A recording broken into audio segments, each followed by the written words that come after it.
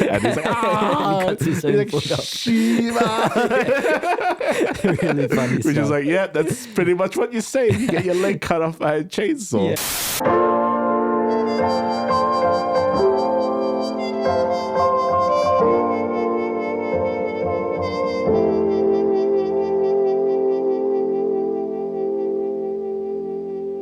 Hello, everybody, and welcome to another episode of Two Asian Blokes Podcast, a podcast where we talk about Asian pop culture, films, TV shows, comic books, anime, music, food, video games, whatever we're feeling at the time, really. My name is Dan with H. With me, as always, is my co-host Tavi. Hey, Tavi. Hi, Dan. What up? Oh, I'm very well, actually. Yeah? I was a bit hungover before. Yeah, I'm still hungover. Yeah, still hungover. Yeah, we had a bit of a big night last night, watching one of the worst movies Oh, it was dreadful. of the year. Yeah, which hence the drinks. we'll probably talk about in another episode Yeah. because Look that was forward to quite an experience. But no, we had one of our more rambunctious nights, more than I was expecting to be honest. I blame the movie. If the movie wasn't so bad, we probably wouldn't have had to drink so much. So really, this is your fault, Stallone. This is on you. The quality of this episode is on you, Stallone. Yeah, and then we got back pretty late. The usual, we got back at like 3, I think. Now I didn't get to sleep until 4 because I think I had like a splitting headache for quite a while, to be honest. But that's all right. We had a greasy brunch, Yeah. and a coffee, and we're good to go. I'm And feeling luckily, all right. yeah, we're going to review something good today. Yeah, so yeah. it should be good. Yeah. We're eventually going to talk about the movie Ballerina, action thriller, not to be the, confused with the other yeah. action thriller that's coming out soon, starring Anya de Armas, right? This is Korean action thriller Ballerina, directed by Lee Chung-hyeon and starring one of your favorites. Yes, that's right. Jeon Jong-seo. Jong-seo. Yeah, I always find it hard to say her name, even though it's phonetically correct. It's it's hard to flow not being Korean native tongue. Sure, So I always yeah. struggle to say it, even though it's quite phonetic, I think. Yeah, Jeon maybe it's the Jong-seo. alliteration that's throwing you off. Yeah, Jeon yeah. Jong-seo, I always like yeah. struggle every time I say it. Like, it's like I know the name quite well. I just struggle to say it. I But get it. No, good actress. that's all right. Yeah, she's very good. So yeah, we'll get yeah. to that eventually, but shall we do our reoccurring segment first, Tavi? Yes. What have we been watching?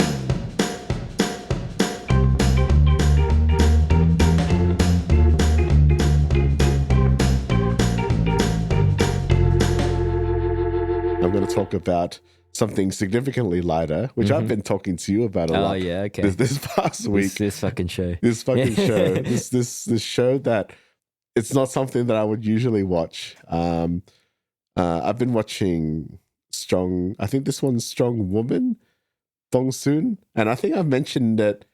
I think I mentioned it in a Mask Girl episode, which I may or may not have lost. But What? I'll have to check the All right, files. we'll get back to that, Tavi. We'll talk about that off air, I think. But it's basically a K-drama rom-com / thriller at some points, surprising thriller at some Okay. points, but it's just A basically mashup of genres. yeah. Park Bo Young is just a girl who comes from a lineage of family where all the women have supernaturally strong, supernatural strength, and it's not really explained like too much, but it's kind of like a god's gift thing. But the caveat is that they're not allowed to use it against anyone that is innocent. Thus, they would lose their powers forever. So, I think Park Bo Young's mum was like a power lifter, but she like got too greedy, and then she was just kept winning all these competitions, and then she eventually just lost her powers. I see. And then so that's kind of the what's the word? Cannot use it for Yeah, you personal cannot use gain. it for personal I gain. see, okay. Questionable in this show because there's a few number of innocent people that like it depends on your sense of moral justice or like whether or not simply being a jerk is counted as being a crime.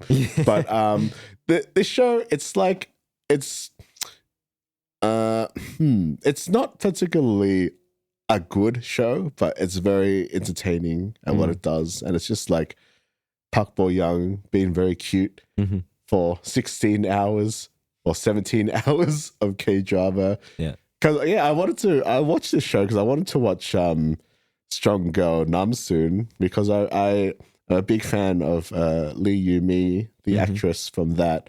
And I was also interested in this one because Lee Yu-mi is not really the powerhouse cuteness that Park Bo-young is.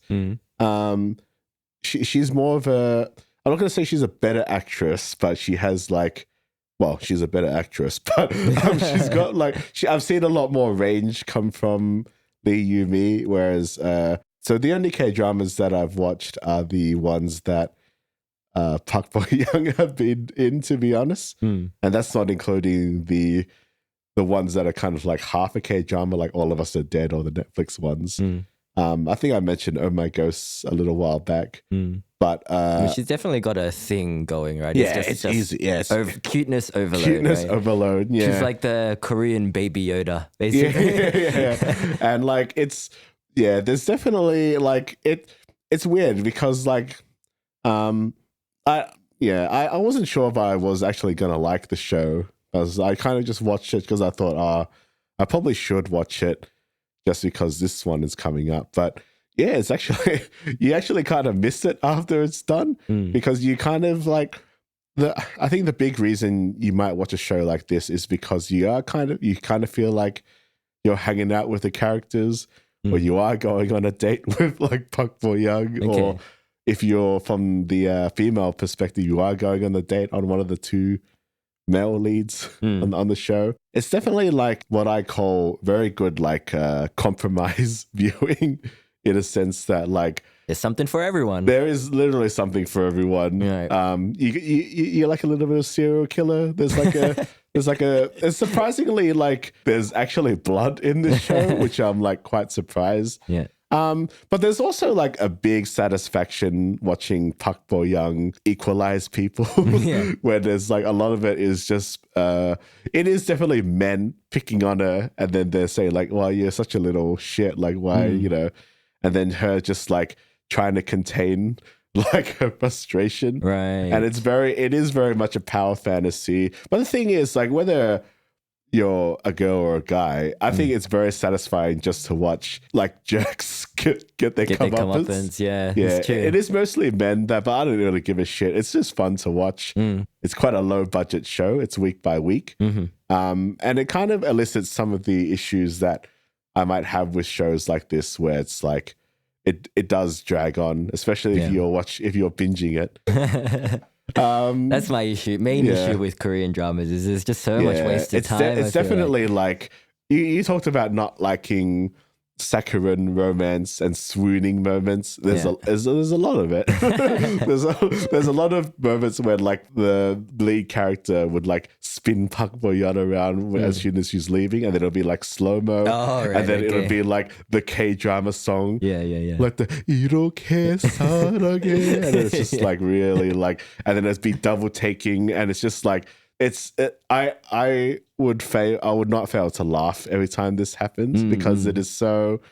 There's nothing subtle about this show at all. Like sounds okay. Sounds okay. Yeah. But speaking of strong women, shall we get onto the meat and potatoes of this episode? Yeah, we shall. So Ballerina 2023.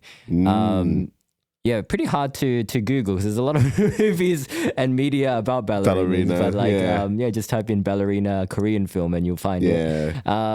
This is from the director-actress duo Lee Chung-hyeon and Jeon Jong-seo. Yeah, they're dating, I believe. Yeah, who are dating currently. So they're the at time Korean, of recording. The Korean Paul W.S. Anderson and Mila Jovovich. Yes, you could say that. I'm sorry to give that comparison to. Well, I mean, they did all right as well. They did some good stuff, Tavi, together. Yeah. So they've done a movie previously called The Call, which we have covered in a previous episode. A movie that we both enjoyed pretty well. But yeah, I would say this movie is quite a different endeavor. It's an action thriller. Do you want to give... we'll do non-spoilers first and then give you a spoiler warning before we start spoiling it. But do you want to give just a quick recap of the synopsis, Tavi? Yeah, so this is a very simple movie. As Dan says, it's like a neo-noir action thriller. It's basically Jeon Jong-seo's character, was it Okju? Okju, yes. Yeah, Okju is a former like bodyguard, like special persons, like some kind of special forces. Yeah, security detail. She's just good at fighting. It's not that important. Yeah, to be honest. yeah. She's Liam Neeson. Yeah, she's Liam Neeson basically, and her best friend has committed suicide, and her best friend has asked Okju to get revenge for her against this kind of shady gang, basically. Yeah. And that's basically the plot of the movie. Very, very simple movie. But what I like about this movie is the style and the mood. Yeah. It's very cool. Like is it what you were expecting going into this film? A little bit, but because the trailer makes it look like more of an action film. Yeah. The movie, I would say, is more like Drive than anything there is else. action. Like it starts off pretty like with a nice action set piece in a convenience store. Yeah. That Like kind a of kind of Cowboy Bebop. Yeah. But yeah, I can see where that comparison comes from because a lot of it has to do with the mood, I guess. Yeah, like a lot the of vibes. it, like, I imagine that the budget for this movie is quite small. So I think the goal was like, look, we can't have too many action scenes because there's not that many. I'd say there's 3. The one at the start, there's one in the middle, and then in the climax.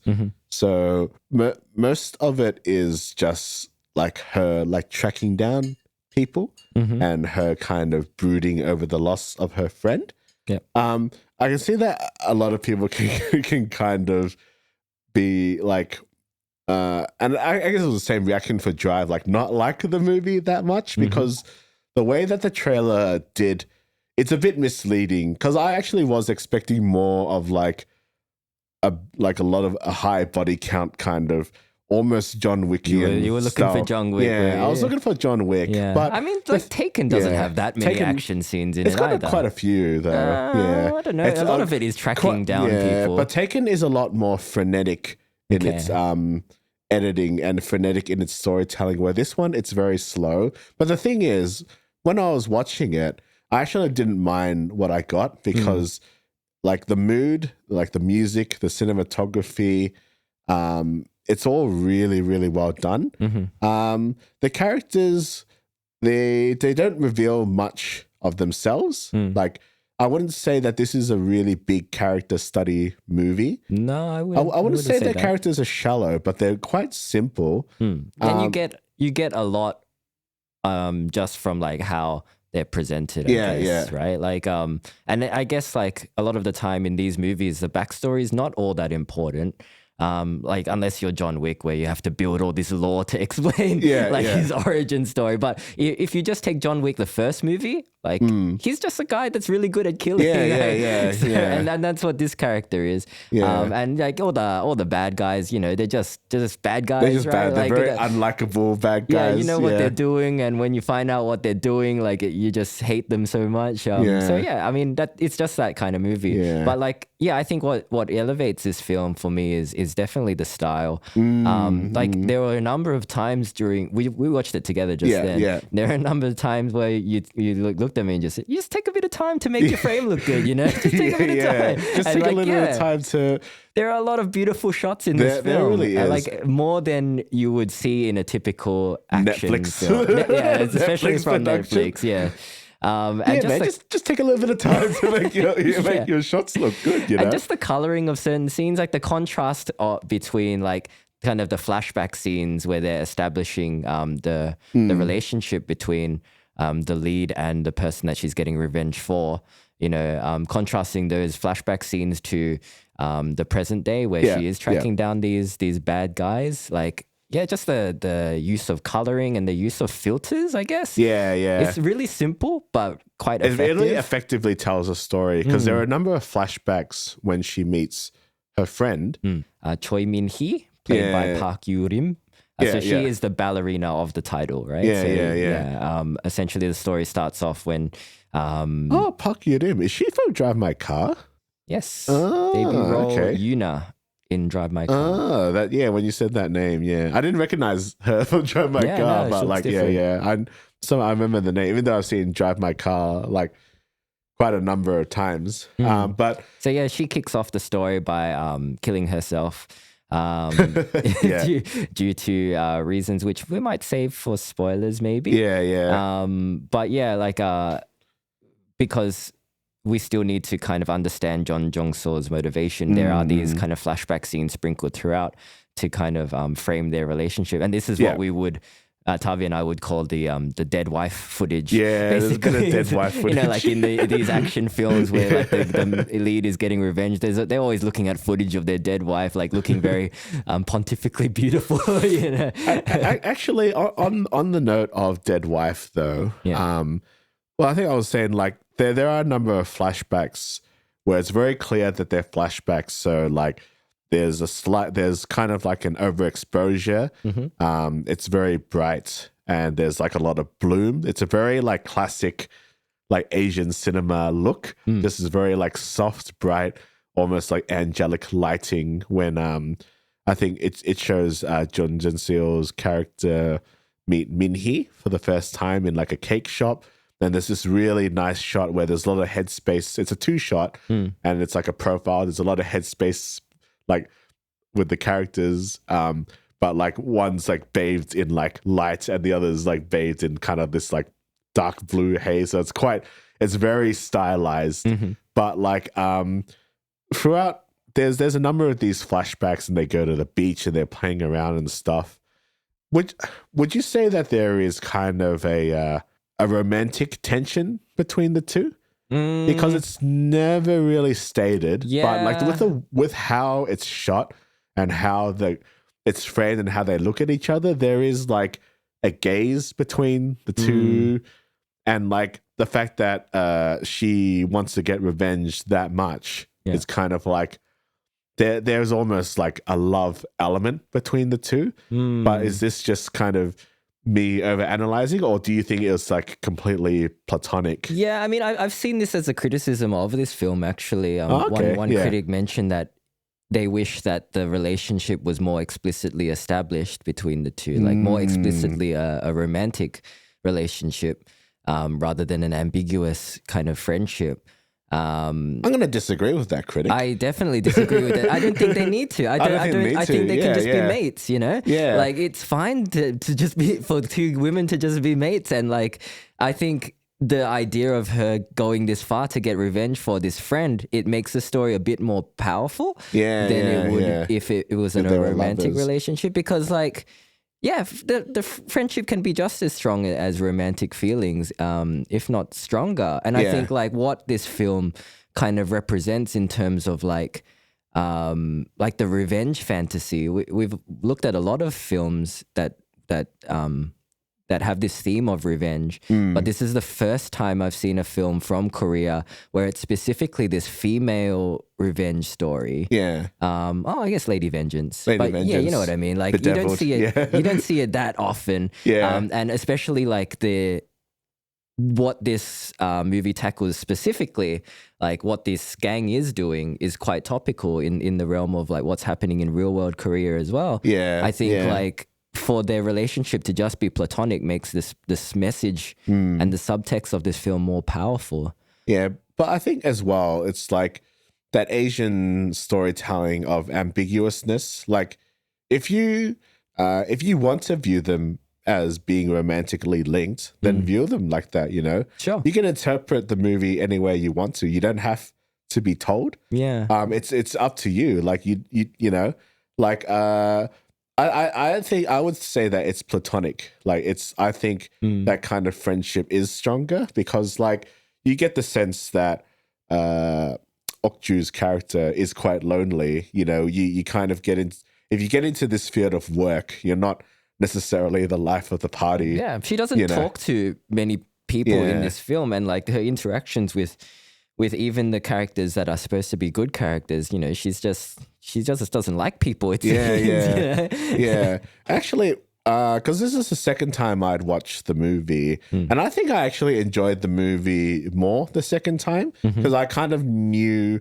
even though this movie is quite predictable, I kind of knew what was going to happen, so I could appreciate just the look and honestly, like just how well shot this movie is, and just the mood. It's just like it's really cool, and it's a really good way. It's a good example of hiding your budget, doing a lot with little, you know, because you're not going to be able to have like a John Wick budget and make a good action scene. And if you do have the John Wick budget, it doesn't necessarily mean it's going to be a good movie. Expendables.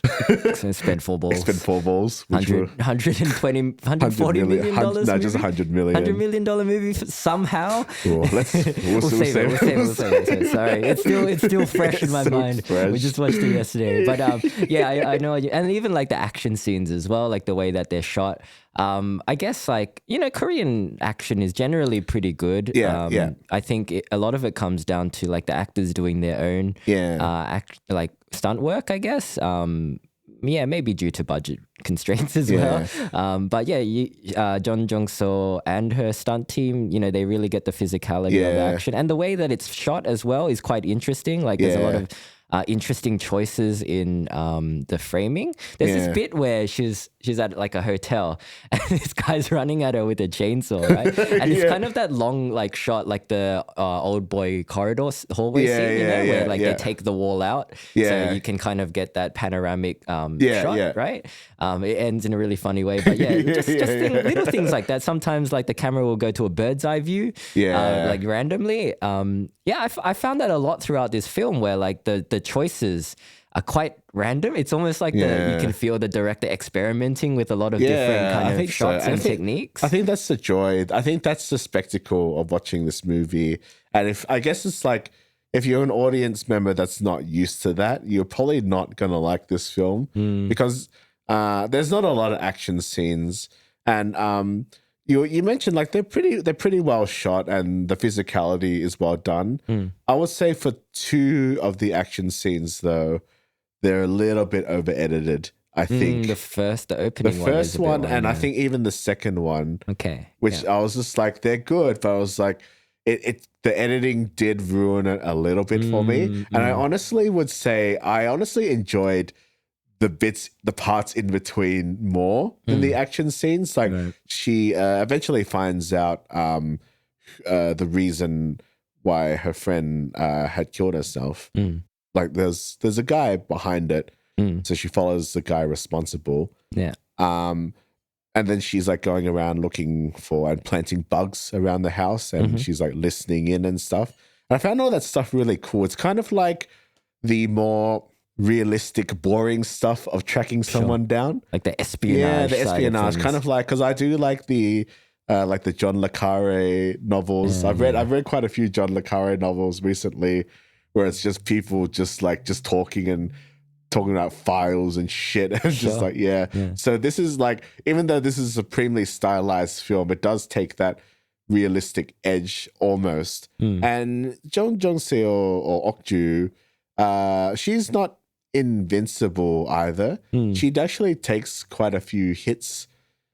She gets hurt. She's like crashing through a lot of like glasses. She takes a beating. She does take a beating. Takes a lot of damage in this film. Probably an unrealistic amount of damage for someone of her size, I would say. For a woman, would you say, Dan? Well, yeah, just anybody of her size, or anybody really. Like, but that doesn't matter. Like John Wick, he gets hit by cars all the time. Well, and actually, he's just running around. On the argument, like a lot of people who have criticism against films, let's say like Kate's or Atomic Blonde, or even let's say like some of the superhero films, or like what was that other movie with like Jessica Chastain and all these other women, and they're kind of like women expendables, but like it's got a number name, right? Yeah. But the thing is, like, a lot of people will say like, oh, I don't like these movies because it's unrealistic that a woman who is like such and such pounds lighter than a guy would not be able to like fight off this many dudes. Yeah. It's like, to me, that shit doesn't matter. Yeah. It matters if like the character is crap or the movie is crap. Yeah. Because like it's not real. It's like John Wick. These movies are not I don't care if you're a girl or a guy or a baby genius.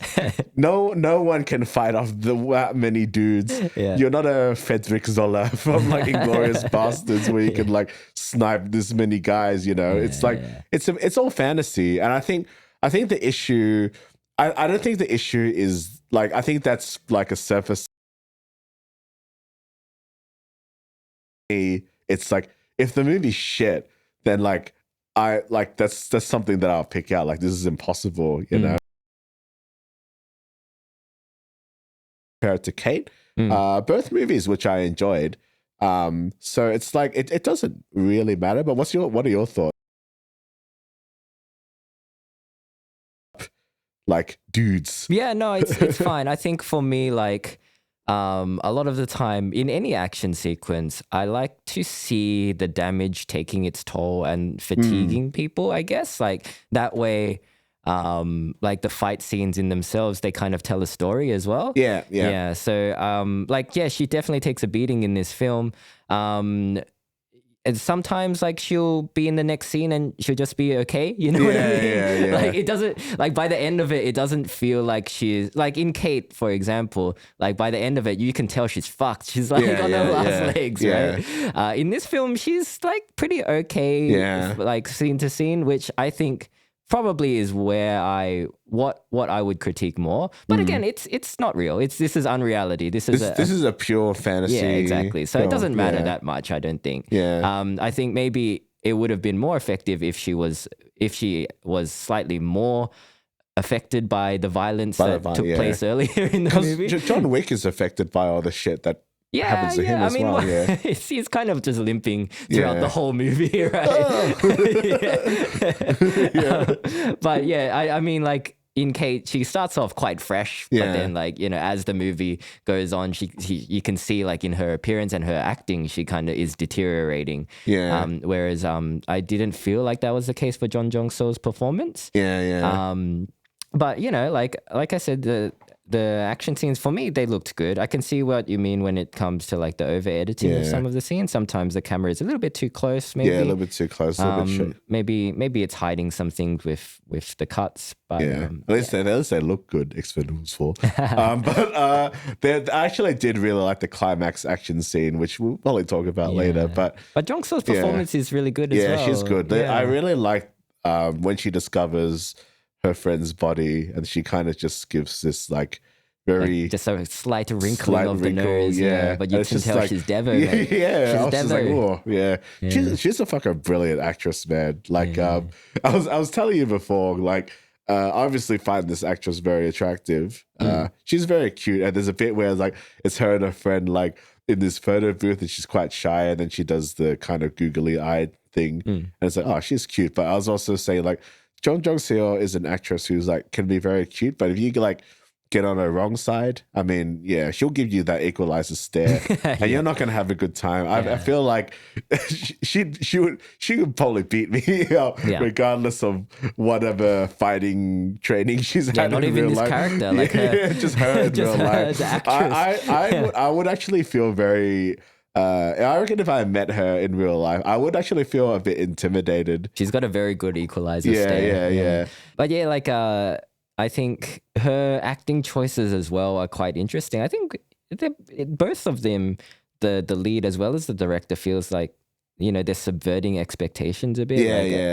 Throughout the course of this story, there are moments where like they're subverting like what normally happens in certain kinds of scenes. Like there's a scene where she tries to purchase a gun, and you know, like the typical way that these scenes play out is a lot of like gun porn, right? There's a lot of clickety clacking of things. Like, look at this inspecting. Gun. It's beautiful. Like look at that. Click at that. Basically, like when John Wick is going to the tailor to get all his guns. You know, it's just that kind of stuff, right? But the way it plays out in this movie is like all the guns are shit. All the guns are like crusty and old. Crusty and old. Which is like, what's wrong with this gun? It's jammed. times, and the guy's like, no, it's fine, and he's like, oh, actually, it's broken. broken. Choose a different one. So it's quite, that's actually, a bit of fun. That was my favorite scene in the movie. Like it's really entertaining to watch. It does remind me a little bit about that scene in A Bittersweet Life where he goes to those gun tailors and it's that's a bit of fun. It is kind of like, and then there's that like reloading battle, which is cool. But then there's like the introduction of a flamethrower, which is it's real. That framing is just really funny. Like it's the wide angle. Yeah, this is wide, like long shot of like this old woman showing like this thing was used to incinerate wasps' nests, and it's just this massive it was just like it's hard to explain why it's funny because it's not a joke. It's just like it's overkill. Because like the thing is like you kind of forget about it near the end, but it does have. It comes into play later. Which we'll probably talk about in spoilers. But should we talk spoilers, Tavi? Do you have anything else to say before we get into spoiler territory? I would say this movie's got a pretty low IMDb score. I would ignore that. I would 100% say on Rotten Tomatoes there. Oh, really? Okay. That's interesting. Pretty grading. The music's good. Yeah, good. Music director is Gray. The one and only Gray. Do you know who Gray is? Oh, I don't know. He is a K-pop guy, South Korean rapper, singer, and record producer. Okay, I mean, he's around. He's good. He's like kind of like J Park-esque, I guess, but maybe a bit cooler. Yeah. Okay, no, that's cool. Yeah, and I didn't know. I think he's produced songs for J Park actually. No, the music is really cool. It's kind of neo-noir. There's a bit of like Korean The Weeknd in there. But like, I would say. I would keep your mind open about this movie and just observe observe the frames in this movie.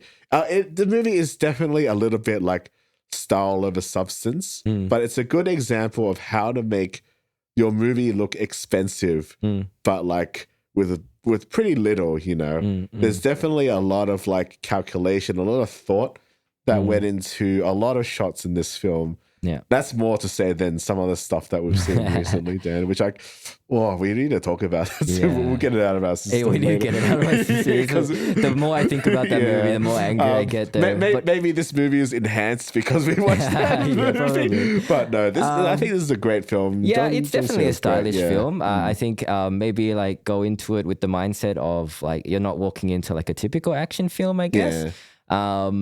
But yeah, I mean, like I wouldn't say it's style over substance, but I think like maybe for me the substance comes from the subtext behind the film and like especially how it relates to real world Korea, which not that many people are aware of somehow. But like I think if you take that into account, this movie is actually maybe means more than you would think upon a first watch.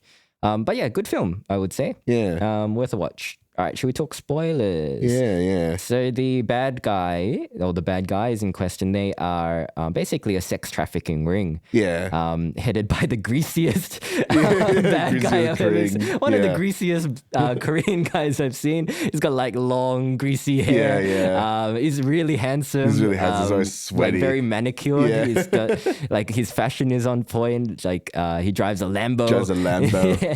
Just really unlike. There's like a shot in this scene where he's like on his chair smoking a cigarette. He's got his hands behind his back, like wearing his white linens, and he's like, "Yeah, I'm cool, man." That's pretty much how I'm sitting at the moment. I'm looking at you. We've got a setup where I can like lounge on the couch and talk into a microphone at the same time. Yeah. So yeah, basically this whole this guy's shtick is he goes to nightclubs in Korea. He calls it hunting, because he essentially lures women in with his good looks, and then once he's gotten them to a hotel, a special private hotel that only members know about, he will drug them until they pass out, and then film some BDSM stuff. You don't really know what he's filming specifically. Yeah, there's never explicitly shown. It does involve a gimp mask and tools that are used to abuse women. So basically, he's done this to the titular ballerina, Ok-ju's best friend, and then has been using that footage to blackmail her to the point where she has decided the only way out is to end her own life, which kicks off the movie. So yeah, these bad guys, like, pure scumbags, right? Yeah, Like, pure just scum. There's nothing redeeming about nothing them. redeeming and there about shouldn't them. be. Yeah, there shouldn't be anything redeeming that about just these makes guys. the revenge all the more satisfying, I guess, because you're never on these guys' sides. Like, they are quite threatening, I would say. Like, the main bad guy, he's like really tank, especially. So He's like doing like what's that, Pilates or something? Like some kind of hectic Pilates routine. And yeah, like he has a fight scene in the middle of the movie in the hotel, where kind of Ok-ju positions herself as just another victim. Yeah. And then when he's about to rape her and film it, she like tries to stab him. But he stops it with just being tank and good at fighting, I guess. Yeah, that's a little bit of a subversion as well, because you think like she would just get him in the neck straight away. Yeah, because she's already presented herself as very capable of a fighter. Whereas we've seen him work out, but we haven't really seen, he doesn't look like a guy that would handle himself that well. Yeah, in but that he's kind of situation. tank, and it's just like, he's a tank dude, you know. And he's pretty good at fighting. Like, he's got fast reflexes and stuff, so he doesn't get stabbed immediately. But that fight ends with him getting his face like sliced. But she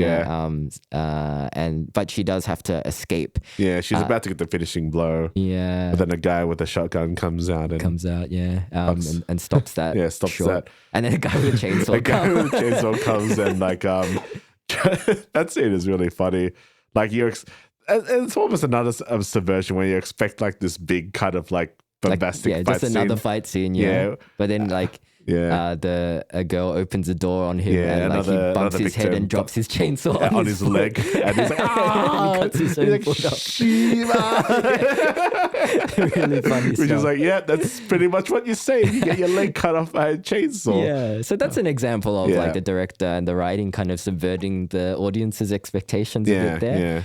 And then we get introduced to a bunch of other bad guys, just as greasy, almost as greasy as the main bad guy.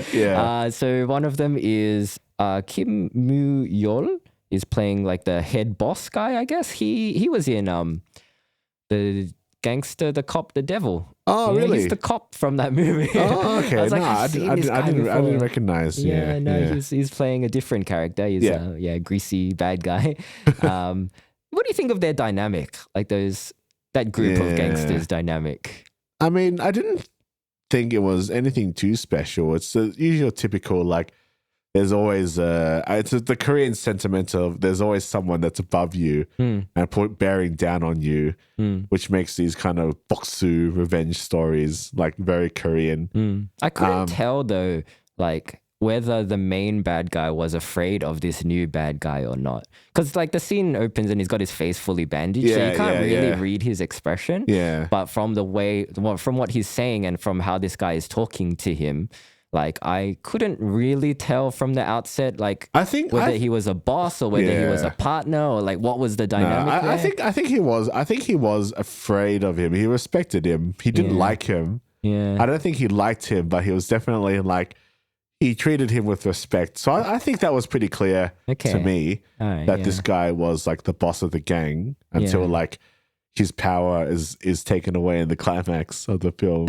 which was really cool. Subversion, it's very sad. It is actually very satisfying. To talk about that scene is the girl that technically rescues Ok-ju by knocking the chainsaw guy over and cutting. She's another victim who's been blackmailed, and she asks Ok-ju to take revenge and kill everyone for her. And she kind of they hang out together, and their relationship's quite brief. And I wish it was explored a little bit more, which is maybe the film's runtime might have been a little bit too short. I'm not even sure if this character was necessary to the film. She was just there so Ok-ju could go back. Actually, no, even then, like Ok-ju wanted to kill her. Yeah, she would have had to go back eventually. Yeah, right? I think she probably had a bigger role, but I think it was just cut down. Could have been. Her character was a bit shallow. She doesn't have a name. Her character, she's credited as female student. Oh, really? There you go. Yeah. So I think this is a fault within the film that her characters, it's not very eventful. Like, yeah, it's not eventful, but it also feels like maybe they could have left her out entirely. Yeah, but like you said, well, I think maybe they were she trying to had set more. they were trying to set up another friend or something like that, but she doesn't even get an epilogue. She's just there.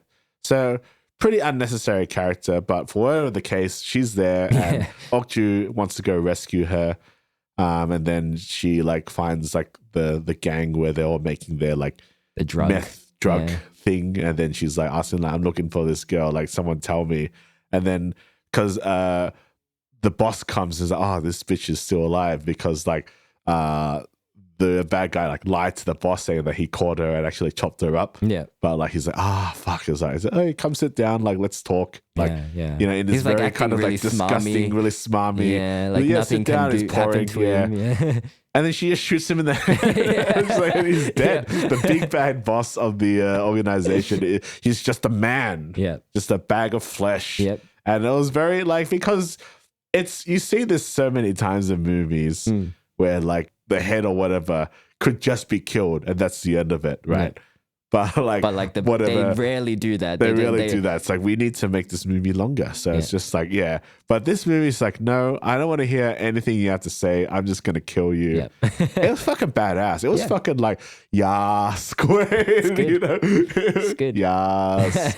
But it was just like, that's cool. And then starts like probably the best fight scene in the movie, I think. Like, this is the one where the takes were a bit wider and you can kind of see more of what she was doing. She shoots a bunch of dudes, and the guns that she has like kind of keep malfunctioning at points. And then like, again, she's crashing through glass and shit and on tables. It's a nice mix of like hand-to-hand fighting and also shooting. Yeah. You know, that gun kata style that we like. Yeah, we really enjoy that. Yeah.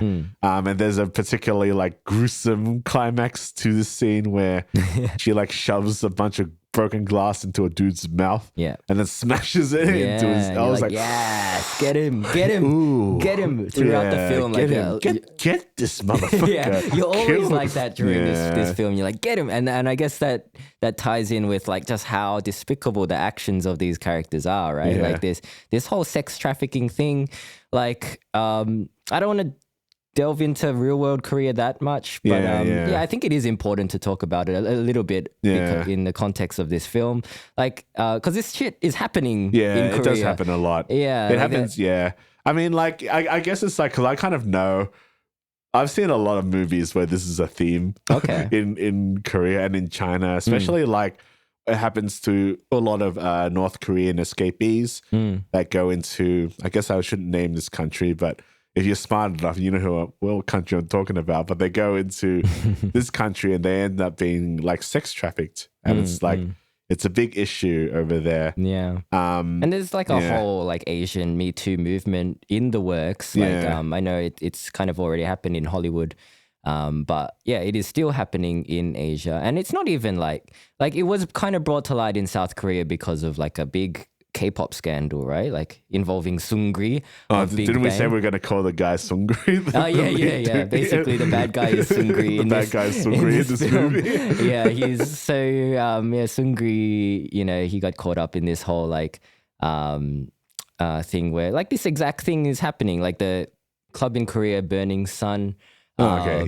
You know, like there was a big investigation because a lot of people came out saying that they were being drugged in this club. Yeah. And, you know, then being abused while they were drugged. And then it turns out it was like being perpetrated by Seungri and all these other like people in the entertainment industry. And they had a whole chat group where they were joking about like basically raping these women and filming it as well. So like it's happened in Korea. It is happening. It's not just like these kind of powerful people as well. I think it's just like this whole thing of, you know, women are just being exploited. It's not just Korea as well. It is a lot of Asia, I think. Hollywood as well. I mean, as we talked about, Me Too has happened and all that. Yeah, even like, you know, the hidden camera thing, like a lot of the time, like guys will, because it's so easy to purchase these little spy cameras in South Korea, and then like guys will like book a hotel room, plant these cameras, you know, leave, and then retrieve the footage later on and just sell it. So, you know,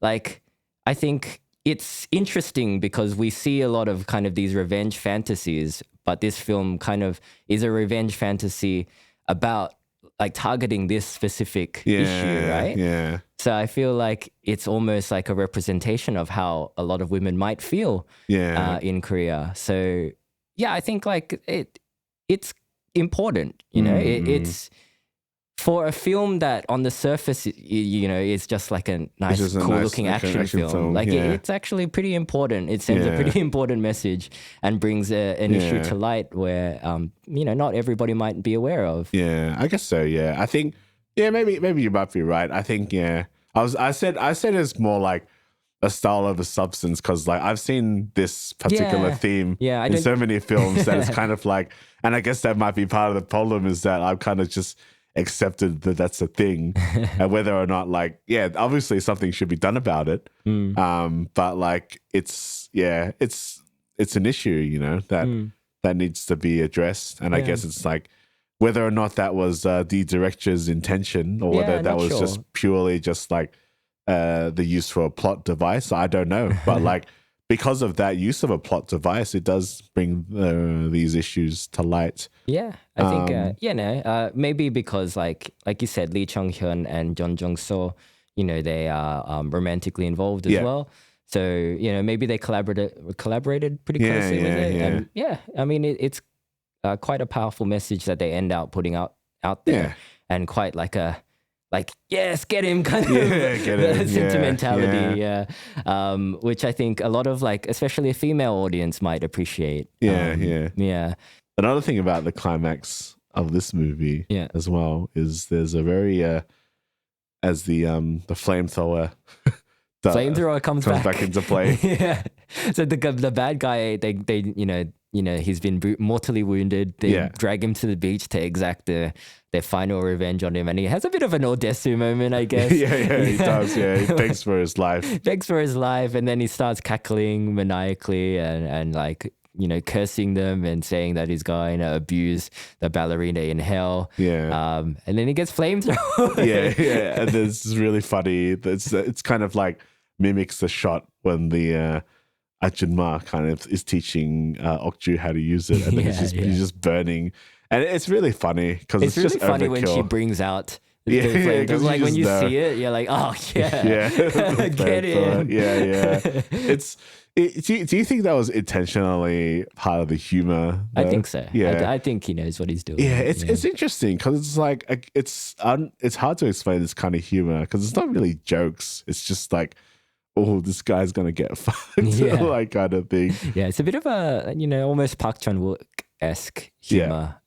Just kind of like something happens and it's like maybe it shouldn't be funny, but it is funny. It is definitely. I mean, it happens in Once Upon a Time in Hollywood. He flamethrowers the girl in and it's really funny.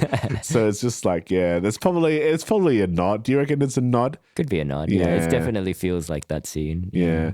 I mean, this movie. I think Tarantino would probably like this movie. It's very like style. It's probably not enough feet in it for him, but he's done Kill Bill. That kind of story. But you know, for me, it's like a really cool action film as well. It's pretty cool action film. It's like a very nice, like, it's pretty short as well. It's kind of like a very condensed story. Like, I don't think there'd be a sequel for this film or anything like that. And there wouldn't need to be. Doesn't need to be. I think I would like to see more films like this, I guess, coming from Korea. You know, it doesn't have to be a direct sequel or just something, you know, it's always fun to watch ass-kicking people and jerks getting punished, I guess. More equalizing, please. More equalizing from South Korea. Just watch Strong Woman Bong-Soon. Bong-Soon, She equalizes a lot of people. Oh man, this happened to Gu Haratabi. That's sad to me. You know, I know the story. Basically is the ballerina from this film. And that's sad. It is sad. Like, so I guess like maybe in the bigger picture, then this movie is probably an important film. I guess that would that people should be aware that these. I mean, I don't want to preach about it, but like I think the more people that watch this film, the better. Yeah. Because it is quite a good film as well. And Yeah, I good would message, good film. Yeah. I'd like to see more from this director. Like I said, it's very different It's from very The different Call. from The Call, right? yeah. He's gone like the Kim Ji-won route where he's very stylized. It's different. Like I said like this style was almost like, it reminded me of like Safdie brothers a little bit, and like a little bit Michael Bay actually at some points. Yeah. Just there's a lot of like movements, a lot of like slighted panning, angles, a lot of panning. Yeah. But it's a cool. I think this movie actually did surprisingly okay. I saw that it was in the top 10 in Australia, which I was actually quite surprised. So I was like, oh, I'm not sure if that was people getting tricked because it shares the title of the upcoming John Wick spin-off. But right. If those people watched it and they were open-minded to it, actually liked it, hey, good on them, man. And I highly doubt that it was the intention to trick people into watching. I think it was quite literally Ballerina. I think Kate did okay in Australia as well. Yeah, so, Kate, yeah. It kind of looks a bit like Kate. I would say maybe a bit more authentic than Kate. Just because Kate kind of feels like Bullet Train-esque, you know, like that kind of Western portrayal even though Japan. I like Kate a lot more than Bullet Train. I know what you mean. It's more of that like Western gaze of neon lit Tokyo. I mean, even John Wick is guilty of doing that, but it looks cool. But like, this is kind of like, this film could be set anywhere, really. Like the bad guys are fucking at a racetrack. They're playing polo or something. I don't know what they're doing, but what are the rich bad guys and horses? It happens in John Wick 4. It happened in this movie. Just if you want to set up an unlikable group of bad guys, just have them play polo a bit. Polo. Golf is also quite good. Any kind of like rich guy sport. Drive a Lambo. Drive a Lambo. Do Pilates, do shirtless Pilates. Do we have anything else to say about this film?